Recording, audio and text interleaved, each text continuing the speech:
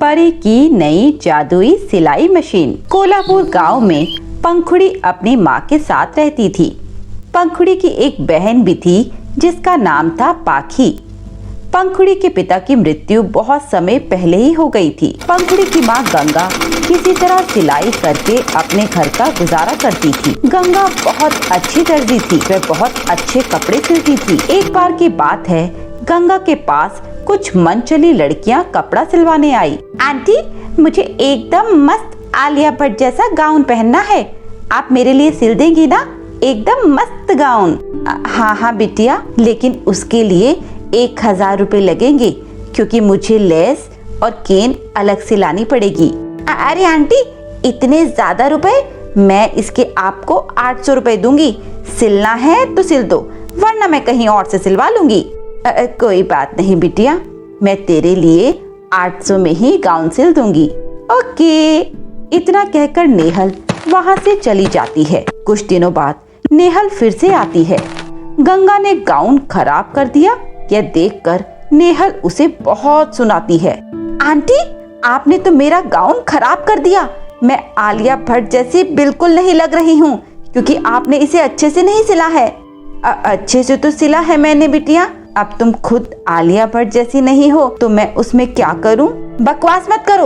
एक तो मेरी ड्रेस खराब कर दी, ऊपर से मुझे ही उल्टा बोल रही हैं। मैं इसके आपको कुछ भी पैसे नहीं दूंगी। पर बिटिया, इसमें मेरे जो खर्चा अलग से हुआ है, कम से कम वो तो दे दो। एक तो मेरी ड्रेस खराब कर दी, ऊपर से इसके पैसे भी दूं? कुछ नहीं दूंगी मैं आपको पैसे। मेरी सारी ड्रेस बिगाड़ दी और पैसे भी मांगने चली। मैं जा रही। नेहल गुस्से से गाउन लेकर वहाँ से चली जाती है। तभी नेहल की फ्रेंड बोलती है, अरे नेहल, आंटी ने तो तेरा इतना बढ़िया गाउन सिला है, फिर भी तूने उनको पैसे क्यों नहीं दिए? बल्कि और इतना ज्यादा सुनाकर भी आ गई। यही तो मेरा दिमाग है, तुम नहीं समझोगी। अच्छा चलो, पार्टी में कहीं मैं लेट ना हो जाऊं। अच्छा, समझ गई मैं। तेरी मम्मी ने जो तुझे सिलाई के लिए पैसे दिए थे, वे तो तूने पहले ही उड़ा दिए, इसीलिए तू अब कहाँ से देती पैसे? हाँ, अब चल। उधर गंगा पैसे नहीं मिलने की वजह से बहुत उदास हो जाती है, क्योंकि उसके घर में खाने के लिए कुछ भी नहीं था। अपनी माँ को यूँ उदास देखकर पंखुड़ी पूछती है, माँ आप इतनी उदास क्यों हो? क्या हुआ? फिर गंगा पंखुड़ी को सारी बातें बताती है। फिर पंखुड़ी बोलती है, माँ अब से मैं भी आपके साथ दुकान जाऊंगी, इससे आपके काम में मदद भी हो जाएगी और कोई आपको इस तरह ठग के भी नहीं जा पाएगा। ठीक है बेटा। फिर पंखुड़ी भी अपनी माँ के साथ दुकान जाने लगती है। कुछ दिनों बाद नेहल फिर से आती है। आंटी, मेरे लिए इसका एक सुंदर सा लहंगा सिल देना, और फिर से इस बार खराब मत कर देना, वरना मैं इस बार भी पैसे नहीं दूंगी। नेहल बोल ही रही होती है कि तभी पंखुड़ी अपनी माँ को बोलती है, अच्छा यही वे लड़की है जो बिना पैसों के आपसे कपड़े सिलवाती है? रुक जा लड़की, पहले 1000 रुपए निकाल, तब ये लहंगा सिलवाना। व्हाट नॉनसेंस, किस बात के 1000 रुपए दूं मैं तुम्हें? इतनी कमजोर याददाश्त है तेरी। गाउन वाले 1000 रुपए कौन देगा? वो तेरे पापा की दुकान है जो मुंह उठाकर बिना पैसे के कपड़े सिलवाने चली आती है? ओए, तमीज से बात कर मेरे से। और हाँ आंटी, ये लहंगा मुझे परसों पहनना है, तब तक आप सिल देना। इस लड़की को क्यों रखा हुआ है? हटाओ इसे यहाँ से। कितनी बदतमीज है ये। अच्छा, मैं बदतमीज हूँ और तू बिना पैसे दिए कपड़ा सिलवाने वाली चोर। पहले पैसे दे, तभी तुझे कपड़े सिल के मिलेंगे। 2000 दे पहले। अच्छा, 2000 किस बात के दूं मैं तुम्हें? 1000 गाउन के और 1000 इस लहंगे के। इस तरह नेहल और पंखुड़ी की बहुत बड़ी बहस होने लग जाती है। गुस्से में आकर नेहल पंखुड़ी की सिलाई मशीन तोड़ देती है। तू मेरे कपड़े नहीं सिलेगी, मैं तुझे किसी के कपड़े सिलने लायक नहीं छोड़ूंगी। ऐसा करके नेहल वहाँ से चली जाती है। हे भगवान, अब क्या करेंगे? सिलाई मशीन की वजह से ही तो जैसे तैसे हमारा गुजारा चल रहा था, इसीलिए मैं तुझे दुकान लेकर नहीं आती थी। पड़ गई तेरे कलेजे को ठंडक, ना ही पैसे मिले और ना ही कुछ और। मशीन भी टूट गई।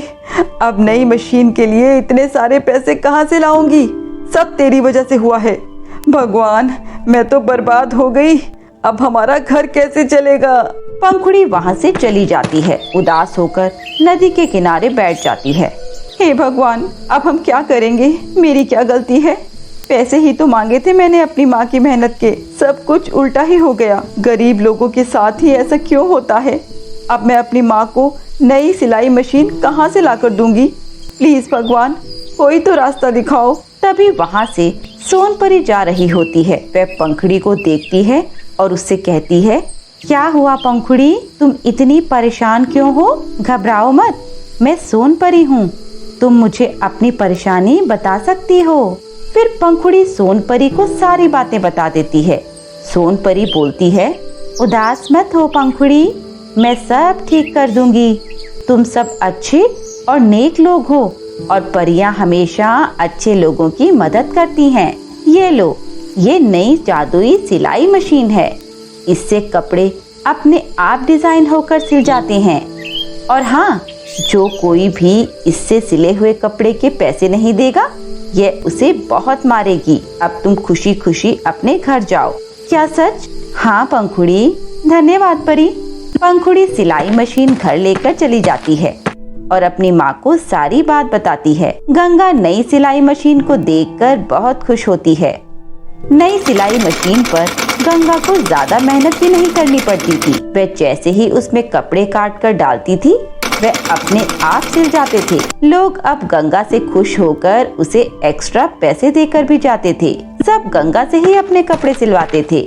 ये बात धीरे धीरे सबको पता चल जाती है। ये बात जब नेहल को पता चलती है तो उसकी फ्रेंड उसे कहती है, तुझे पता है, गंगा आंटी जैसा टेलर पूरे गांव में कोई नहीं है। क्या गजब के कपड़े सिलती हैं यार, मैं तो अपनी सारी ड्रेस उन्हीं से सिलवा रही हूँ। क्या ऐसा कैसे हो सकता है? उस गरीब भिखारी के पास सिलाई मशीन खरीदने के पैसे कहाँ से आ गए? देखना तो पड़ेगा। फिर नेहल अपनी फ्रेंड के साथ गंगा की दुकान पर जाती है। जैसे ही नेहल दुकान पर पहुँचती है, सिलाई मशीन में से एक डंडा निकलकर नेहल की पिटाई करने लग जाता है। अरे अरे, मेरे साथ क्या हो रहा है? मुझे बचाओ कोई। हाय, ये कौन मुझे मार रहा है? क्यों मार रहा है? मुझे कोई तो बचाओ। आए, गंगा को उसके पैसे दे, वरना हम तुझे ऐसे ही मारते रहेंगे। ठीक है, देती हूँ, मुझे माफ कर दो। ये लो आंटी, आपके पैसे, मुझे माफ कर दो आंटी। अब मैं किसी के साथ भी इतनी घटिया हरकत नहीं करूँगी। इतना कहकर नेहल अपनी फ्रेंड के साथ वहाँ से चली जाती है। गंगा और पंखुड़ी अपनी सिलाई मशीन के साथ खुशी खुशी रहने लगती हैं। उन दोनों के पास किसी चीज की कोई कमी नहीं थी। पंखुड़ी भी सिलाई सीखकर अपनी माँ के काम में उनकी मदद करने लगती है।